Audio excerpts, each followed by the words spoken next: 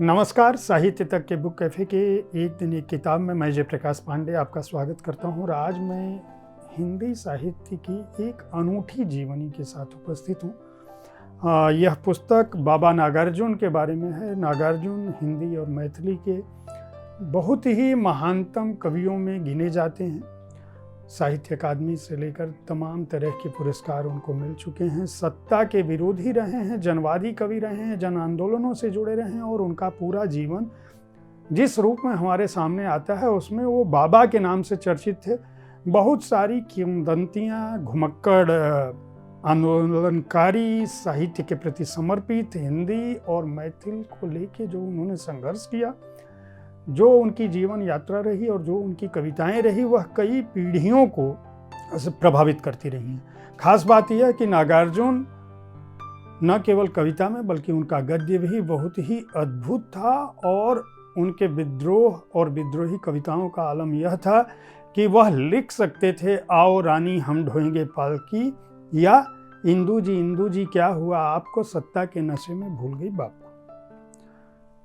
यह पुस्तक ठक्कन से नागार्जुन, बाबा नागार्जुन की जीवनी है, उनकी जीवन यात्रा है, जो उनके ज्येष्ठ पुत्र यानी उनके बड़े बेटे शोभाकांत ने लिखी है। शोभाकांत बिहार के दरभंगा जिले के तरौनी गांव में 14 जून 1945 को पैदा हुए। इसी गांव में बाबा नागार्जुन का भी जन्म हुआ था। जैसा कि यह पुस्तक के शीर्षक से भी स्पष्ट है, जब वह पैदा हुए तो ठक्कन उनका नाम था। एक पारंपरिक ब्राह्मण कुल में पैदा हुए जो कर्मकांडी ब्राह्मण परिवार था। और एक कर्मकांडी परिवार का बालक जनवादी कैसे हो गया, किस तरह से उसने अपने जीवन को, अपने रचना कर्म को, अपने सृजन को, अपने शब्दों की दुनिया को उसने समर्पित कर दिया साहित्य को, हिंदी साहित्य को, समाज को, वह बताता है। खास बात यह है कि शोभाकांत ने इस पुस्तक को जिस रूप में लिखा है, यह कई दृष्टियों से अमृत राय की कलम के सिपाही का सा आभास देती है। इस पुस्तक को पढ़ते हुए आपको औपन्यासिक छवि और शोभाकांत के पास जो शब्दों की गहनता है, शब्दों की समृद्धि है, उसका भी आभास देती है। हालांकि शोभाकांत कहते हैं कि यह पुस्तक लिखने में उन्हें बहुत कठिनाई का सामना करना पड़ा इस रूप में, क्योंकि उन्होंने नागार्जुन की जीवन यात्रा को साथ देखा था।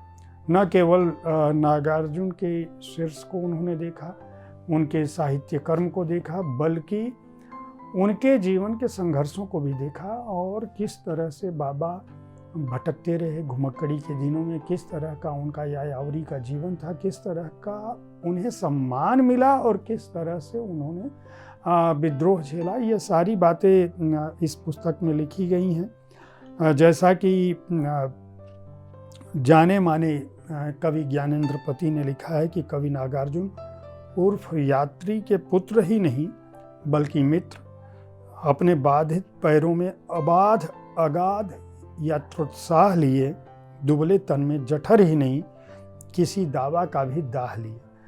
ज्ञानेंद्र पति चूँकि जितने बड़े कवि हैं उनकी भाषा भी उसी तरह की है। ये ज्ञानेंद्र पति ने शोभाकांत के लिए लिखा है और शोभाकांत मैथिली हिंदी में नागार्जुन पर पहले भी उनकी बहुत सारी पुस्तकें आ चुकी हैं, दर्जनों निबंध लिख चुके हैं। 80 के दशक में उन्होंने यह सोचा कि हमारे पिता तो पूरे देश भर घूमते रहे, यहाँ वहाँ घूमते रहे, साहित्यकारों के घर में बाबा नागार्जुन अपनी मर्जी से चले जाते थे, कभी भी किसी से कुछ भी बनाने का आग्रह करते थे। हर जिसके घर में जाते थे वो उनके अपने होते थे और बड़े साधिकार वह उस घर की स्त्रियों से कहते थे कि तुम ये बनाओ, मैं नहा के आ रहा हूँ, अभी ये खाऊँगा। मछली को लेके उनका बड़ा प्रेम था। ब्राह्मण झा जी थे तो और उस तरह से मांग करते थे और जबरिया मांग करते थे और घर की स्त्रियां नाराज भी नहीं होती थी। उनको बाबा के प्रेम का आभास था। लेकिन नागार्जुन केवल उतने भर नहीं थे, केवल साधिकार मांगने वाले नहीं थे, बल्कि एक व्यक्ति की जीवन यात्रा के दौरान, एक महान रचनाकार और कवि की जीवन यात्रा के दौरान, एक ऐसे साहित्यकार की जीवन यात्रा के दौरान जिसने भारतीय साहित्य जगत को, भारतीय जनजीवन को, बिहार, उत्तर प्रदेश और हिंदी भाषी प्रदेश को न केवल जन आंदोलनों की दृष्टि दी, बल्कि एक कवि को व्यवस्था के खिलाफ खड़े होकर कुछ भी कहने का साहस होना चाहिए, यह संदेश भी दिया। उस व्यक्ति का जीवन बचपन में जब वह पैदा हुआ, माँ की गोद से लेकर किस रूप में आखिरी सांस उसने ली, वहाँ तक की ये रचना यात्रा शोभाकांत ने लिखी है। यह बहुत ही अद्भुत पुस्तक है। हाल के समय में आई हुई जीवनियों में मैं कह सकता हूँ कि एक श्रेष्ठ पुस्तक के रूप में यह पुस्तक शुमार होगी। शोभाकांत की शब्द शैली, उनके भाव, उनकी जो रचना कर्म है वह यह बताता है। आपको ऐसे लगेगा इस पुस्तक को पढ़ते हुए जैसे बाबा नागार्जुन के साथ उनके जीवन को आप देख रहे हैं। साहित्य की हर विधा में बाबा नागार्जुन निष्णात थे। उनके कर्म, उनके रचना कर्म को, उनके जीवन को जानने के लिए यह पुस्तक बेहद महत्वपूर्ण पुस्तक होगी। मैं उनके शुभचिंतकों को, हिंदी साहित्य के शोधार्थियों को, हिंदी साहित्य और कविता जगत में, गद्य जगत में रुचि रखने वालों को यह पुस्तक जरूर खरीद कर पढ़नी चाहिए। इस पुस्तक को राजकमल पेपरबैक्स ने प्रकाशित किया है। शोभाकांत को इसे सर्जने में बहुत सारा वक्त लगा है। हालांकि वह पहले भी, नागार्जुन मेरे बाबूजी, यह पुस्तक लिखकर चर्चित हो चुके हैं। नागार्जुन के चयनित निबंध, नागार्जुन रचनावली, यात्री समग्र, ये सारा काम उन्होंने पहले से कर रखा था। बाबा नागार्जुन के साथ मिलके कुछ उनकी किताबों के साथ संपादक भी रहे, इसलिए भी उनकी शब्द विन्यास अद्भुत हैं। लंबे समय तक साथ रहे, सहचर रहे, मित्र के रूप में रहे, बड़े पुत्र तो थे ही, उन्होंने सब कुछ देखा है। तो एक तरह से हम कह सकते हैं कि बाबा नागार्जुन पर यह एक अधिकृत जीवनी यह पुस्तक है।